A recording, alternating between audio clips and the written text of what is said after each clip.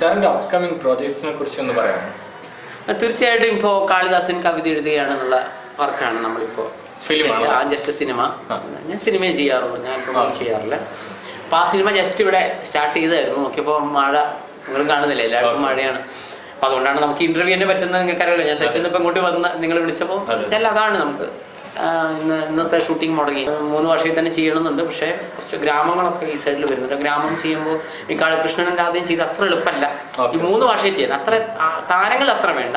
അതേസമയം ക്രാഫ്റ്റിങ്ങിന്റെ കാര്യത്തിൽ ഞാൻ കുറച്ചുകൂടെ ബുദ്ധിമുട്ടുണ്ട്. കാരണം ശരിക്കും തമിഴ്നാട്ടിലെ ഗ്രാമത്തിൽ നിന്നാണ് എടുക്കുന്നത്, ഉത്തർപ്രദേശിൽ പോയിട്ടാണ് ഞാൻ എടുക്കുന്നത്, ഹിന്ദി എടുക്കുന്നത് അങ്ങനെയാണ്.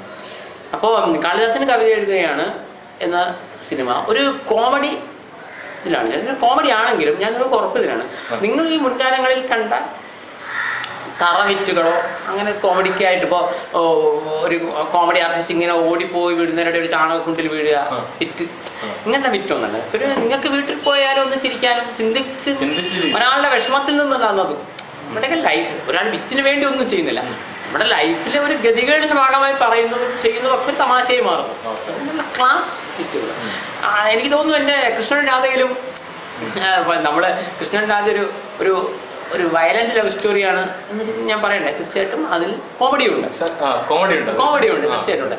അതിന്റെ ആദ്യ ഭാഗത്ത് നല്ല തമാശയിലൂടെയാണ് പോകുന്നത്. നല്ല തമാശ എന്നൊക്കെ പറയുമ്പോൾ ചിന്തിക്കുന്ന ക്ലാസ് ഫിറ്റാണ്, അല്ലാണ്ട് ഒരു ആളുണ്ടാവില്ല. അപ്പൊ അതൊക്കെ ഞാൻ പരീക്ഷണം നടത്തി വെക്കുകയാണ് മലയാളത്തിൽ. അങ്ങനത്തെ തറ ഫിറ്റല്ലാത്ത കുറച്ച് കാര്യങ്ങൾ അറിയില്ല എങ്ങനെയാണ് പ്രേക്ഷകർ, എനിക്ക് തോന്നുന്നു പ്രേക്ഷകർക്ക് ഇഷ്ടപ്പെടും.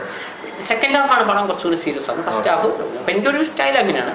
അപ്പൊ കാളിദാസൻ കവിത എഴുതാൻ കുറെ കൂടി സിനിമ ഒരു കോമഡിയിൽ തുടങ്ങി കോമഡിയിൽ അവസാനിക്കുകയാണ് സിനിമ.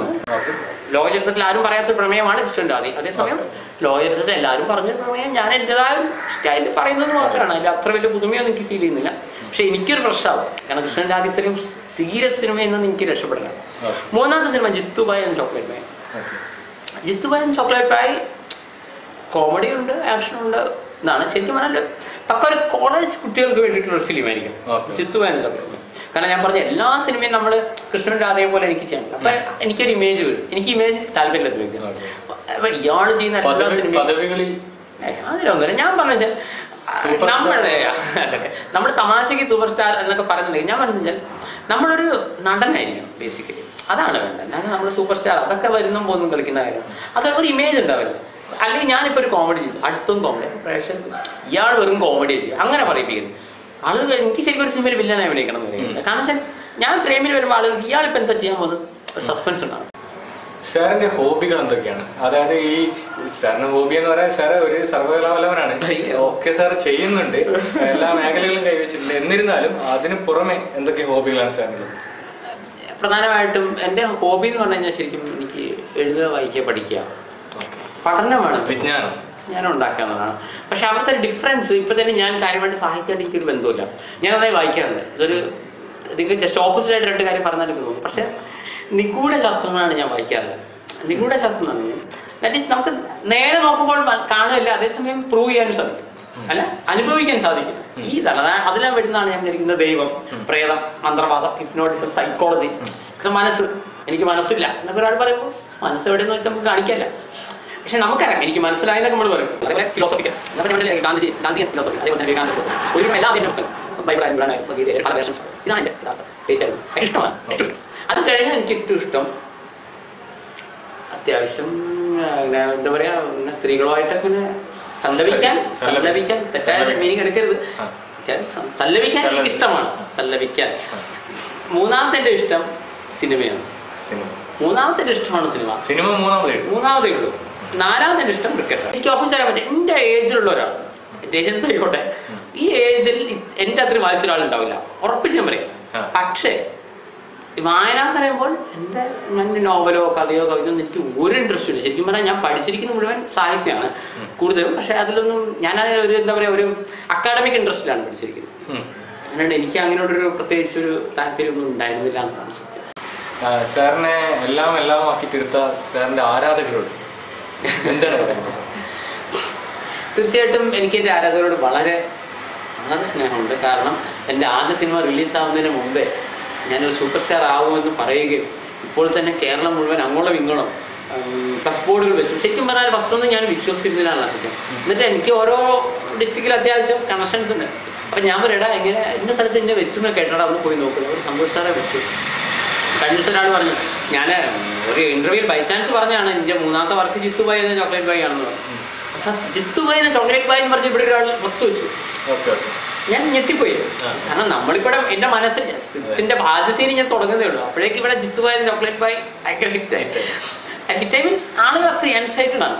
അപ്പൊ അത്രയൊക്കെ ആളുകൾ ചെയ്യുന്ന പറഞ്ഞാൽ ഞാൻ എനിക്ക് തോന്നുന്നു ഒരു ലോക ചരിത്രത്തിൽ ഇങ്ങനെ ഒരു സംഭവം ഉണ്ടായിരുന്നു. ഒരു സിനിമ ഒറ്റ സിനിമ കൊണ്ട് ഒരു രാത്രി കൊണ്ട് സൂപ്പർ സ്റ്റാർ ആയവരുണ്ട്. സിനിമ റിലീസ് ആയതിനു ശേഷം ഇപ്പൊ സൽമാൻ ഖാൻ, അമീർ ഖാൻ ഇവരുള്ള ആളുകൾ മലയാളത്തിലെ ചില സ്റ്റാറുകളൊക്കെ ആദ്യ ദിവസം കൊണ്ട് തന്നെ സൂപ്പർ സ്റ്റാർ ആയിട്ടുണ്ട്. പക്ഷേ അറ്റ്ലീസ്റ്റ് ആദ്യ ദിവസം കഴിഞ്ഞിട്ടാണ്. ഇവിടെ ഒരു പാട്ട് റിലീസ് ആയപ്പോ തന്നെ ഞാൻ കാണില്ല. അത് ഞാൻ പറഞ്ഞു ആദ്യം ഇതിലെ വിറ്റ് എന്ന് വെച്ചാൽ എന്റെ മൂന്നാമത്തെ സിനിമയ്ക്ക് പ്ലസ് ബോർഡ് വെച്ച് വരുമ്പോൾ ഞാൻ ആലോചിക്കാം, എന്റെ കൃഷ്ണ 6 മാസം മുമ്പ് തുടങ്ങിയ കൃഷ്ണൻ രാധയ്ക്ക് വേണ്ടിയിട്ട് ഓഡിയോ റിലീസ് ആയപ്പോൾ എന്റെ ആരാധകർ പറയാം, സാറേ നിങ്ങളെന്താ ഈ ബോർഡൊന്നും വെക്കാറ്, ഇത്രയും നല്ല സോങ് അല്ലേ, കുറച്ച് പ്ലസ് ബോർഡൊക്കെ വെക്കില്ല. ഞാൻ പറയടാ നല്ല സോങ് ആണെങ്കിൽ ആളുകൾ വന്ന് വാങ്ങിയിരിക്കും. Mouth publicity is the best publicity എന്ന് പറയുന്നത്. അപ്പൊ ഞാനത് പ്രൂവ് ചെയ്തു. അതേപോലെ അതായത് ഞാൻ പറയാം, ഞാൻ കൃഷ്ണൻ രാധയ്ക്ക് വേണ്ടി 5 പൈസ പോലും ഞാൻ നിങ്ങളോട് പറയുന്ന നിമിഷം വരെ ഞാൻ ചെലവാക്കിയിലോട് പ്ലസ് ബോർഡ് ഞാൻ എന്റെ പൈസയിൽ ഞാൻ വെച്ചില്ല. എനിക്ക് തുടങ്ങാനിരിക്കുന്ന മൂന്നാമത്തെ പ്രൊജക്റ്റിനെ കൊണ്ടിരിക്കുന്ന ആളുകൾ പ്ലസ് ബോർഡൊക്കെ വെച്ച് ഇങ്ങനെയൊക്കെയാണ്. പക്ഷെ ഇങ്ങനെയൊക്കെയാണെങ്കിൽ ഞാൻ മനസ്സിലാക്കുന്നത് കഴിഞ്ഞ ദിവസങ്ങളിൽ ഞാൻ പറഞ്ഞു ഈയിടെ സ്ത്രീകൾ കുറെ വിളിക്കുന്നുണ്ട്. ആ സ്ത്രീകളായിട്ട് 1-2 സ്ത്രീകൾ തീർച്ചയായിട്ടും ഇപ്പൊ പലരും സ്ത്രീകൾ മാത്രമല്ല പുരുഷന്മാരോട് പറയുന്നത് സന്തോഷമായിട്ട് വളരെ മോശമായിട്ടുള്ള കമന്റ്സ് ആണ് വരുന്നത് ഇങ്ങനെയൊക്കെ പറഞ്ഞു. അപ്പോൾ സന്തോഷത്തിനൊരു കാര്യം ചെയ്യണം, ഒന്നുകിൽ ഇന്റർവ്യൂ ഒന്നും കൊടുക്കണ്ടെന്ന് വിചാരിക്കും എന്നൊക്കെ പറഞ്ഞു. അപ്പൊ ഞാൻ പറഞ്ഞു അല്ല അതൊന്നും ഒരു മെത്തേഡല്ല. നമ്മളിപ്പോ ഏതെങ്കിലും ഒരു 10 ആള് നമ്മളവിടെ അങ്ങനെ പറഞ്ഞു വെച്ചിട്ട് ഞങ്ങളിപ്പോ ഒരു ചന്ദ്രന്റെ നേരെ ഒരു നായ വരച്ചു വെച്ചിട്ട് ചന്ദ്രൻ പേടിച്ചു പറഞ്ഞ കാര്യമില്ല ഡോക്ടറെ, അങ്ങനെയല്ലേ ഉള്ളൂ. നമ്മളങ്ങനെ പേടിച്ചു പറഞ്ഞ കാര്യമൊന്നുമില്ല. ഇനിമേ അവർ പണിയുന്നു, നമ്മൾ പണിയുന്നു. പക്ഷെ ആ കുട്ടി പറഞ്ഞ സന്തോഷമായിട്ട് എനിക്ക് ശരിക്കും കണ്ണിൽ വെള്ളം പറയുന്നുണ്ട്. കാരണം അത്രയ്ക്ക് മോശമാണ്. സന്തോഷമായിട്ടുള്ള വീട്ടുകാരെ പറ്റിയിട്ടൊക്കെ പറയുന്നു. എനിക്ക് ഫീൽ ചെയ്യുന്നു, സന്തോഷമായിട്ടൊന്നും ഫീൽ ചെയ്യുന്നില്ല. പക്ഷെ ഞാൻ പറഞ്ഞു ഒരു കുടത്തിന്റെ വായ നമുക്ക് അടയ്ക്കാൻ പറ്റും, ബാക്കിയുള്ളവരെ അവന്റെ അസൂയൊന്നും നമുക്ക് ചെയ്യാൻ പറ്റില്ല മോളെ എന്നൊക്കെ പറഞ്ഞു. അപ്പൊ ഇവിടെ നിന്നൊക്കെ ഞാൻ മനസ്സിലാക്കി എന്റെ ആരാധകർക്ക് വളരെ പ്രയാസമുണ്ട് എന്ന് ഞാൻ മനസ്സിലാക്കും. കാരണം വെച്ചാൽ എനിക്കത് പ്രശ്നം വരുത്തില്ലെങ്കിലും അവരെ അത് വേദനിപ്പിക്കുന്ന ഒരു ഘടകമാണ്. കാരണം അവർ ഇത്രയൊക്കെ സീരിയസ് ആയിട്ട് എല്ലാ കാര്യങ്ങളിലും ചെയ്യുക, എനിക്ക് ഫുൾ സപ്പോർട്ടൊക്കെ ചെയ്യുമ്പോഴും ഒരു സൈഡിലുള്ള ആളുകൾ ഇങ്ങനെ ബോധവും ചെയ്യുന്നു. അപ്പൊ എനിക്ക് ആരാധകരോട് പറഞ്ഞു വെച്ചാൽ ഇപ്പൊ നിലവിൽ കമന്റ്സ് ഒക്കെ ഇടുന്ന ആളുകൾ ആരാണ്? നിങ്ങളുടെയൊക്കെ ഇടയിലുള്ള ആളുകൾ തന്നെയാണ് ആളുകളാണ്. അപ്പൊ അവരെ ഒന്നുകിൽ നിങ്ങൾ പറഞ്ഞ് മനസ്സിലാക്കി നിങ്ങൾക്ക് ഇഷ്ടമല്ലെങ്കിൽ നിങ്ങൾ കാണുന്നത് എന്തിനാ ഇത് ചെയ്യുന്നു, വേറെ ആളുടെ ഒരു ഔദാര്യമല്ലേ എന്ന് പറഞ്ഞ് അവരെ മനസ്സിലാക്കിപ്പിക്കണം എന്നാണ് എനിക്ക് പറയാനുള്ളത്. സാറിന്റെ ഫോൺ നമ്പർ ഞങ്ങളുടെ പ്രേക്ഷകർക്ക് വേണ്ടി ഒന്ന് ഷെയർ ചെയ്യാൻ പറ്റും? എല്ലായിടത്തും ഉണ്ടല്ലോ, വീണ്ടും വേണം. പക്ഷെ നിങ്ങൾ പറഞ്ഞ ഒരു പോയിന്റ് ഞാൻ തീർച്ചയായിട്ടും നോട്ട് ചെയ്യുന്നു. കാരണം എന്താ വെച്ച് കഴിഞ്ഞാൽ ഈ യൂട്യൂബിലൊക്കെ ഞാൻ പറഞ്ഞല്ലോ, ഞാൻ ഒറ്റ പ്രാവശ്യം 1-2 പ്രാവശ്യം ഞാൻ യൂട്യൂബ് കണ്ടിട്ടുള്ളൂ. അധികം കമന്റ് എഴുതിയോ പരസ്പരം വായിക്കുകയാണല്ലോ ചെയ്യുന്നത്. ഒരു പ്രാവശ്യം ഞാനത് കണ്ടപ്പോൾ കുറെ എൻ്റെ തല്ലാത്ത കുറെ റോങ് നമ്പർ അതിൽ എഴുതി കാണും. ഇതാണ് സന്തോഷ് പണ്ഡിറ്റിന്റെ നമ്പർ, ഇതാണ് നമ്പർ. എന്തിന് ഞാൻ വിചാരിക്കുന്ന വെച്ചാൽ അത് ഞാൻ പറയാം എന്റെ നമ്പർ എന്തിനാണ് നിങ്ങൾ കാരണം ഞാൻ 10 എനിക്ക് 10-25 തല്ലിപ്പൊടി നമ്പർ വെറുതെ അതിൽ കാണുമ്പോൾ എന്തിന് എന്റെ നമ്പർ ഇതാണ് 9947725991. സ്ലോ ആയിട്ടൊന്ന് ഓക്കെ തീർച്ചയായിട്ടും 994772591 25911 99-477-25911. ഈ ഫോണ് ഏത് പാതിരാത്രിക്ക് നിങ്ങൾക്ക് തന്നെ വിളിക്കാം. എന്തായാലും വളരെ ഹാപ്പിയാണ്, ഞാൻ വളരെ ഹാപ്പിയാണ്. കാരണം വെച്ചാൽ ഒരേ സമയം പ്രസിദ്ധിയും കുപ്രസിദ്ധിയും സുപ്രസിദ്ധിയും ഒരേപോലെ എൻജോയ് ചെയ്യുന്നുണ്ട്. നിങ്ങൾ ഏറ്റവും ഈ ഭൂമിയിൽ ഇന്നവരെ കണ്ടുപിടിക്കാൻ പറ്റിയ ഏറ്റവും മോശമായ വാക്കുകൾ നിങ്ങൾ എന്നെ ഫോൺ ചെയ്താലും ഞാൻ ഫോൺ കട്ട് ചെയ്യുന്നതല്ല. ഞാൻ നിങ്ങൾക്ക് സമാധാനമായി ഞാൻ നിങ്ങളെ ജീവിതത്തിലേക്ക് മടക്കി കൊണ്ടുവരുന്ന രീതി നല്ല ഉപദേശങ്ങൾ. കാരണം വെച്ചാൽ ഞാൻ സൈക്കോളജിസ്റ്റ് കൂടിയാണ്. അപ്പോൾ എനിക്ക് ശരിക്കും പറഞ്ഞാൽ ഇതേപോലുള്ള കുറേ ആളുകളെ ഹാൻഡിൽ ചെയ്യാറുണ്ട്. എനിക്ക് ആര് ഫോൺ ചെയ്യുകയാണെങ്കിലും അത് ഏത് ഞാനമ്പ രോഗിയായാലും എന്തായാലും എനിക്ക് കുഴപ്പമൊന്നുമില്ല. ഞാൻ നിങ്ങളുടെ പ്രശ്നങ്ങളൊക്കെ ഞാൻ കേട്ടു, അതിനുള്ള പരിഹാരം ഞാൻ തരുന്നതാണ്. അല്ലെങ്കിൽ അതേപോലെ ആരാധകരായാലും ഒരു പ്രശ്നം എനിക്കില്ല. രാത്രി 2 മണിക്കും 12 മണിക്കൊക്കെ നിങ്ങൾക്ക് വിളിക്കാം. കാരണം ഞാൻ വളരെ കുറച്ച് സമയം ഉറങ്ങാറുള്ളൂ. 12-4 ഇടയിലാണ് സാധാരണഗതിയിൽ ഉറങ്ങാറുള്ളത്. പഠിക്കുന്ന സമയത്ത് ഞാൻ അങ്ങനെ തന്നെയാണ് എപ്പോഴും കൂടുതൽ ഹാർഡ് വർക്ക് ചെയ്യാമെന്നുള്ള സുഖമായിട്ടുള്ളത്. അതുകൊണ്ട് നിങ്ങൾക്ക് എനി ടൈമിൽ വിളിക്കാം. ഇങ്ങനെയൊക്കെയാണെങ്കിലും വിളിക്കുന്നവർ മിനിമം മര്യാദ കീപ്പ് ചെയ്താൽ നന്നായിരുന്നു. സാർ അടുത്ത സാറിന്റെ 8 ഹിറ്റ് ഗാനങ്ങളാണ് ഇന്ന് കേരളക്കരയിൽ ഓടിക്കൊണ്ടിരിക്കുന്നത്. തീർച്ചയായിട്ടും. അപ്പോൾ ആ ഹിറ്റ് ഗാനങ്ങളുടെ ഒരു 2 ലൈൻ വെച്ച് ഗാനങ്ങൾ ഞങ്ങൾ പ്രേക്ഷകർക്ക് വേണ്ടി, കാരണം അവരൊക്കെ വളരെ ഈഗറായിട്ട് സാറിന്റെ വായിൽ നിന്നത് കേൾക്കാൻ ലൈവായിട്ട് ഒരു 2 വരി ഒന്ന് മൂളാം. ഇപ്പൊ യൂട്യൂബ് കേട്ടാൽ ഓരോരുത്തർക്ക് വിഷമിച്ചിരിക്കുക. ഇനിയിപ്പോ ഞാനൊരു ഇന്റർവ്യൂല് പറഞ്ഞിട്ടൊരു ഇല്ല, എന്തായാലും സാർ ലൈവായിട്ട് കേൾക്കുന്ന സാർ തന്നെ പറഞ്ഞല്ലോ, ആരാധകർ സാറിന്റെ തീർച്ചയായിട്ടും വിമർശകരെ നോക്കണ്ട, ആരാധകരെ ആലോചിച്ചിട്ടെങ്കിലാണല്ലോ സാർ ഇന്നത്തെ വളർച്ചയ്ക്ക് പിന്നെ തീർച്ചയായിട്ടും അവർക്ക് വേണ്ടി ഒരു ഓക്കെ ഓക്കെ. എന്തും കുട്ടികളും നല്ല തുടങ്ങുന്നത്, കുട്ടികളെ പാട്ടിലും തുടങ്ങുന്നത് മനോഹരമായതാണ്. Okay okay. അങ്കനവാടിയിലെ ടീച്ചറേ, അങ്കനവാടിയിലെ ടീച്ചറേ, ചക്കരത്തേനൂറും മക്കളെ, ചക്കരത്തേനൂറും മക്കളെ, പഠിച്ച് പഠിച്ച് ബോറടിച്ചു, കളിച്ച് കളിച്ച് കറങ്ങിടാം, പഠിച്ച് പഠിച്ച് ബോറടിച്ചു, കളിച്ച് കളിച്ച് കറങ്ങിടാം. അയ്യോ പറ്റില്ല, തീരെ പറ്റില്ല, അയ്യോ പറ്റില്ല, തീരെ പറ്റില്ല. ഗോകുലനാഥനായി കള്ളക്കണ്ണൻ രാധയുമായി വന്നു ചേർന്ന് നിന്ന് കാളന്തിയാറ്റിൽ കുളിക്കുന്നരം ഗോപികമാർ വന്ന് കൂട്ടുകൂടി. തന്നന്നന്താനന്ദ തന്നാനെ തന്നെ, തന്നന്നന്താനന്ദ തന്നാനെ, തന്നന്നന്താനന്ദ തന്നാനെ തന്നെ, തന്നന്നന്താനന്ദ തന്നാനെ. അടുത്തതായിട്ട് ഇത് കാണാൻ അടുത്തത് നമുക്ക് രാത്രി ശിവരാത്രി ഹരിശ്രീ കുറിച്ച് കാണാം. ഹരിശ്രീ കുറിച്ച് കാണാം തീർച്ചയായിട്ടും. എന്റെ ടോണൊന്നും നേരം നിങ്ങളോട് തന്നെ സംസാരിക്കായിരുന്നു. നിങ്ങൾക്ക് ഇപ്പൊ ഇന്നലെ നൈറ്റിൽ കംപ്ലീറ്റ് സ്റ്റുഡിയോയിലായിരുന്നു, പുറക്കൊഴിച്ചിട്ടൊക്കെയാണ് വരുന്നത്. അല്ലെങ്കിൽ ഒരു ഗായകരൊന്നല്ല, ബാത്റൂമിൽ പോലും കാര്യമായിട്ട് പാടാത്തൊരു ചങ്ങാതിയാണ്. അതൊക്കെ വിചാരിച്ചിട്ട് പറഞ്ഞാൽ മതി. രാത്രി ശുഭരാത്രി, ഇനിയെന്നും ശിവരാത്രി, ജന്മം പുനർജന്മം നീ എന്നും കാമാക്ഷി, രാഗമനുരാഗം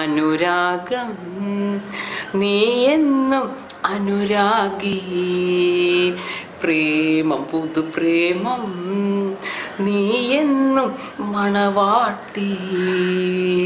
ഓ പ്രിയേ, ഓ പ്രിയേ, ഓ പ്രിയേ. സാറിന്റെ അടുത്ത് റിലീസാകാൻ പോകുന്ന മാമാ മായാവി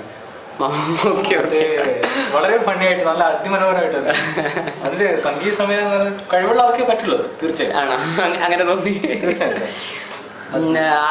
ഞാൻ അതിന്റെ ഒരു സോങ്ങിന്റെ ഉണ്ടായ ഒരു കാര്യം കൂടെ പറയട്ടെ, ഇങ്ങനെ ഈ സോങ് ഇതിലേക്ക് വന്നതെന്നുള്ളത്. അപ്പൊ ഞാൻ നായികമാർക്ക് വേണ്ടി സെർച്ച് ചെയ്തോണ്ടിരിക്കുകയായിരുന്നു. ഒരു കുട്ടി വന്നു, ആ കുട്ടിയെ പാട്ടെല്ലാം കേട്ടു. അപ്പൊ എന്നോടൊന്ന് സന്തോഷ് സാറേ കുട്ടിക്ക് വലിയ ഹാപ്പിയല്ല, പാട്ടൊക്കെ രസമായിരുന്നു, പക്ഷെ ഒരു എന്താണ് പറയാ ഒരു തമിഴ് സ്റ്റൈലിലെ പാട്ടുകളൊന്നും ഇല്ല, ഒരു ഐറ്റം ഡാൻസ് ഒന്നും ഇല്ല എന്നൊക്കെ.